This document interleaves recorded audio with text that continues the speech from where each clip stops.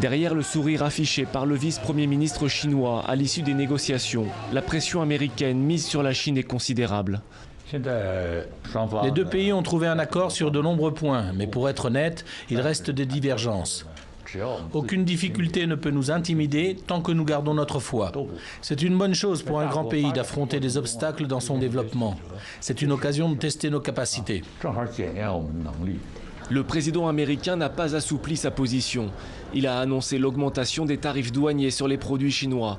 Ces derniers sont passés vendredi de 10 à 25% pour 200 milliards de ses importations.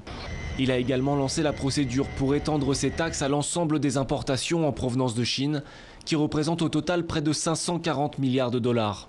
Au cours des 2 derniers jours, les États-Unis et la Chine ont tenu des conversations franches et constructives sur l'état des relations commerciales. La relation entre le président Xi et moi-même reste très forte et la discussion dans le futur continuera. Entre-temps, les États-Unis ont imposé des droits de douane à la Chine qui peuvent être supprimés ou non selon ce qui se passera dans le cadre de futures négociations. Ces futures négociations qui devraient avoir lieu à Pékin à une date qui n'a pas été communiquée seront une nouvelle occasion pour l'administration Trump d'affirmer ses exigences, parmi lesquelles la réduction du déficit commercial américain, la protection de la propriété intellectuelle américaine ou encore la fin des subventions chinoises aux entreprises d'État.